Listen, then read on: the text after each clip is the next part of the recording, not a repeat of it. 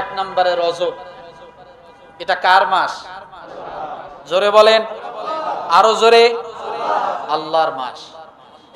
রজব মাসের পরের মাসটার নাম কি? শাবান। এটা রসুলের মাস। এবার রমাদান। রমাদান মাসটা হলো উম্মতের মাস, বান্দার মাস। কার মাস? এই রমাদান মাসের পরের মাসটা, চতুর্থ নাম্বার যে মাসটা, এটা হলো শাওয়াল। আল্লাহ রাসূল সাল্লাল্লাহু আলাইহি ওয়াসাল্লাম বলেছেন, কেউ যদি শাওয়াল মাসের 6টা রোজা করে, সে যেন 60 দিন রোজা করলো, তার মানে সে পরিপূর্ণ 1 বছরের রোজার সওয়াব পেয়ে গেল। সপ্তম হিজরি জিলকদ মাসে নবী প্রথম উমরা পালন করেন। অষ্টম নম্বরে নবীজি জিলকদ মাসে বেশি উমরা পালন করতেন। রমাদান, শাওয়াল, জিলকদ, এরপরে কি জিলহজ, এরপরে কি মুহররম।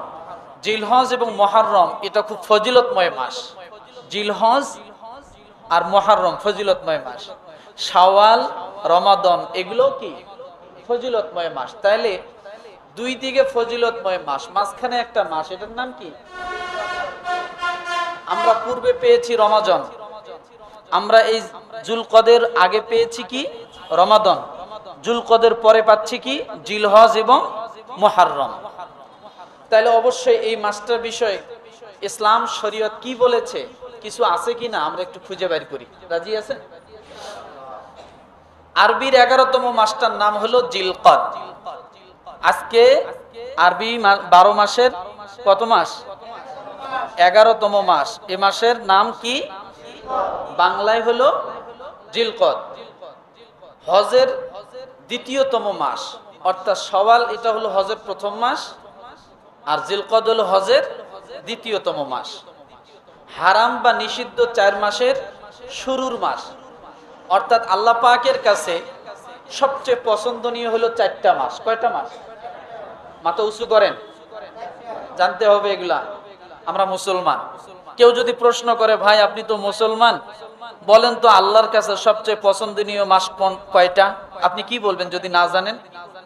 আল্লাহর মাস, আল্লাহ নিজে বলেছেন, ইন্না ইদ্দাতাশ শুহুরি ইনদাল্লাহি 12 শাহরান ফি কিতাবিল্লাহি ইয়াওমা খালাকাস সামাওয়াতি ওয়াল আরদা মিনহা আরবাআতুন হুরুম। আল্লাহর নির্ধারিত মাস, আল্লাহর পছন্দনীয় মাস, আল্লাহর মাস হলো 4টা। কয়টা? জোরে বলেন। 1 নম্বরে জিলকদ, জিলহজ, মুহররম আর রজব। কোন কোন মাস বলেন তো? আল্লাহর মাস কয়টা?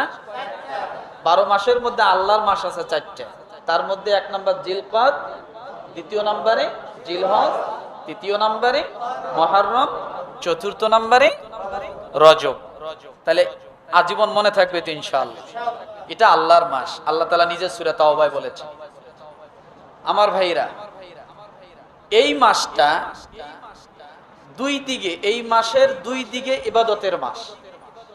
রমাদান, শাওয়াল এটা গেছে ইবাদতের মাস। এই মাসের পরে জিলহজ এবং মুহররম এটাও হলো কি? তাহলে এই মাসটা কি? এই মাসটা হলো বিশ্রামের মাস। কিসের মাস? বিশ্রামের মাস, রেস্ট নেওয়ার মাস। সুবহানাল্লাহ বলেন। আল্লাহ তাআলা বান্দার প্রতি কখনো জুলুম করেন না, এটা আল্লাহ তাআলা নিজে বলেন। ইবাদতের প্রস্তুতিমূলক মাস। এই মাসের প্রকৃত নাম হলো জুলকআদা। আরবি নামটা কি? জুলকআদা। ফার্সিতে এই মাসের নামটা হলো জিলকআদা। আরবিতে জুলকআদা, ফার্সিতে জিলকআদা, উর্দুতে জিলকআদা, জিলকআদ, বাংলায় বলে জিলকদ। বাংলায় কি বলে? জিলকদ। জুলকআদা বা জিলকদ অর্থ বসা, স্থির হওয়া, বিশ্রাম নেওয়া, অপেক্ষা করা, রেস্ট নেওয়া। বুঝতে পারছি? আমার ভাইরা, জিলকদ মাসের আগে ধারাবাহিক 4 মাস। কয় মাস? জিলকদ মাসের আগে ধারাবাহিক ইবাদতের মাস কয়টা? 1 নম্বরে রজব, এটা কার মাস? জোরে বলেন, আরো জোরে। আল্লাহর মাস। রজব মাসের পরের মাসটার নাম কি? শাবান। এটা রসুলের মাস। কারণ রসুল সাল্লাল্লাহু আলাইহি ওয়াসাল্লামের আপনি জীবনীতে দেখেন, সবচেয়ে রসুল যে মাসে বেশি নফল রোজা করেছেন সেই মাসটার নাম হলো শাবান। শাবান মাসে রসুল প্রায় সারা মাস কয়েকদিন কম বেশি করে রসুল নফল রোজা রাখছেন। তাহলে রজব পাইলাম কার মাস? শাবান পেলাম কার মাস? এবার রমাদান। রমাদান মাসটা হলো উম্মতের মাস, বান্দার মাস। কার মাস? রমাদান মাসটা কার মাস? এটা হলো বান্দার মাস। যার কারণে রমাদান মাসের একটা নফল রোজা যখন, একটা নফল ইবাদত যখন বান্দা করত, সঙ্গে সঙ্গে আল্লাহ সুবহানাহু ওয়া তাআলা তাকে একটা ফরজ রোজার সওয়াব দিত। আর একটা ফরজ যখন আদায় করত 70টা ফরজের সমান সওয়াব দিত। তাহলে বান্দার মাস কোনটা? নবীর মাস কোনটা? আল্লাহর মাস কোনটা? রজব। এই রমাদান মাসের পরের মাসটা চতুর্থ নাম্বার যে মাসটা, এটা হলো শাওয়াল। এটা হলো রজব, শাবান, রমাদানের সব কয় মাসের সমন্বয়ের একটি মাস, সেটা হলো শাওয়াল মাস। কেন? এটাও এক প্রকার বান্দার জন্য। কিভাবে? যে আপনি রমাদান মাসে রোজা রাখছিলেন, যা পরিপূর্ণ 10টি মাস রোজা রাখার সওয়াব হয়েছে, কিন্তু 1 বছর পূর্ণ হতে আরো 2 মাস বাকি। আল্লাহ রাসূল সাল্লাল্লাহু আলাইহি ওয়াসাল্লাম বলেছেন, কেউ যদি শাওয়াল মাসের 6টা রোজা করে, সে যেন 60 দিন রোজা করলো, তার মানে সে পরিপূর্ণ 1 বছরের রোজার সওয়াব পেয়ে গেল। তাহলে এটাও এক প্রকার কি বান্দারই মাস। এরপরে আসলো যুলকাদা। এই যুলকাদ মাস হলো রেস্টের মাস। এই মাসে স্মরণীয় কিছু বিষয় মনে রাখেন। যুলকাদ মাসে স্মরণীয় কি কি? এই মাসে যুদ্ধ নিষিদ্ধ করা হয়েছিল, এক। দ্বিতীয় নম্বরে হুদাইবিয়ার সন্ধি সংগঠিত হয় এই মাসে। তৃতীয় নম্বরে বায়াতে রিদওয়ান সংগঠিত হয় এই মাসে। চতুর্থ নম্বরে নবম হিজরিতে জীবনে একবার হজ ফরজ হয় এই যুলকাদ মাসে। সুবহানাল্লাহ বলেন। পঞ্চম নম্বরে আমাদের নবীর পুত্র ইব্রাহিম আলাইহিস সালামের জন্ম হয়। ইব্রাহিম তার জন্ম হয় এই মাসে। ষষ্ঠ নম্বরে নবীর সন্তানের নাম কি? ইব্রাহিম ছিলেন। ষষ্ঠ মাসে কাবার ভিত্তি স্থাপিত হয়। নবী ইব্রাহিম আলাইহিস সালাম পূর্ণ নির্মাণ শুরু করেন এই মাসে। সপ্তম নাম্বার, সপ্তম হিজরি জিলকদ মাসে নবী প্রথম উমরা পালন করেন। অষ্টম নম্বরে নবীজি জিলকদ মাসে বেশি উমরা পালন করতেন। তাহলে কয়টা বিষয় পেলাম? স্মরণীয় এই 8টি বিষয়। এই হলো জিলকদ মাসের বিষয়। এই মাসে তেমন কোনো বাড়তি কোনো আমল পাওয়া যায় না, যেহেতু এটা কিসের মাস? রেস্টের মাস, যার কারণে বাড়তি তেমন কোনো আমল নেই। আসুন এবার আমরা হজে যাই। আল্লাহ পাক রব্বুল আলামিন বলেন, وَأَذِّنْ فِي النَّاسِ بِالْحَجِّ يَأْتُوكَ رِجَالًا وَعَلَى كُلِّ ضَامِرٍ يَأْتِينَا مِنْ كُلِّ فَجٍّ عَمِيقٍ। আল্লাহ তাআলা নবী ইব্রাহিম আলাইহিস সালামকে দিয়ে দাওয়াত দিচ্ছেন, আযান দিচ্ছেন, এলান দিচ্ছেন, আহ্বান করছেন হজের জন্য। কিসের জন্য বলে? কিসের জন্য? হজ অর্থ হলো ইচ্ছা করা। 1 নাম্বার কি করা? জোরে বলেন। হজ অর্থ হলো গমন করা। কি করা? হজ অর্থ হলো সংকল্প করা। হজের অনেকগুলো অর্থের ভিতরে আমি 3টা অর্থ বললাম: ইচ্ছা করা, গমন করা, সংকল্প করা। এবার আসুন আমরা জেনে নেই হজ কি। আমার ভাইরা, হজ হলো সর্বপ্রথম আল্লাহ পাকের নৈকট্য লাভের মাধ্যম। হজটা কি বলেন তো? আল্লাহ পাকের নৈকট্য লাভের মাধ্যম। এরপরে আমরা জানবো হজ কয় জিনিসের নাম, কয়টা জিনিস কয়টা কাজ করলে তাকে হজ বলে, কথা ঠিক না? যেমন নামাজ, দাঁড়িয়ে পড়া, রুকু করা, সেজদা করা, তাশাহুদে বসা, কোরআন তেলাওয়াত করা, এই সব কয়টা মিলিয়ে একটা নাম হলো কি? নামাজ, কথা ঠিক না? তাহলে হজ কয় জিনিসের মাধ্যমে হজ বলা হয়, হজ নাম চলে আসে? 5 জায়গায়, মনে রাখেন, এটা মনে রাখতে হবে। 5 জায়গায় 5 দিনে 9 কাজ করাকে হজ বলে।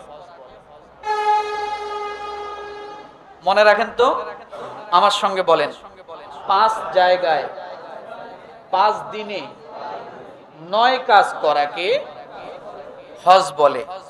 সুবহানাল্লাহ বলে। আমার ভাইরা, 5টা জায়গা হলো কোনটা? মিনায় অবস্থান করা, আরাফার ময়দানে, মুজদালিফা, জামারাত এবং বাইতুল্লাহ তাওয়াফ করা, এই 5টা কাজের নাম হলো হজ। দ্বিতীয় নম্বরে 5 দিন কোন কোন দিন? জিলহজ মাসের 8 তারিখ, জিলহজ মাসের 9 তারিখ, জিলহজ মাসের 10 তারিখ, জিলহজ মাসের 11 তারিখ, জিলহজ মাসের 12 তারিখ, এই 5 দিন অবস্থান করাকে হজ বলে। কয় দিন? এই 5 দিনের কর্মকাণ্ড যা আছে সবকিছু হজের অন্তর্ভুক্ত। আমার ভাইরা, বাকি 9টা কাজ, এই 9টি কাজের মধ্যে 3টি কাজ হলো ফরজ। 1 নম্বরে ইহরাম বাঁধা হলো ফরজ, দ্বিতীয় নম্বরে আরাফার ময়দানে অবস্থান করা হলো ফরজ, তৃতীয় নম্বরে তাওয়াফ করা, এটা হলো ফরজ। এটা হলো কি? তাহলে 9 কাজের মধ্যে 3 কাজ, ইহরাম বাঁধা, আরাফার ময়দানে অবস্থান করা, আর কি? তাওয়াফ করা। এই 3টা হলো কি? ফরজ। তাহলে বাকি থাকে কয়টা? 6টা। এই 6টি কাজ হলো ওয়াজিব। এই 6টি কাজ কি? ওয়াজিব।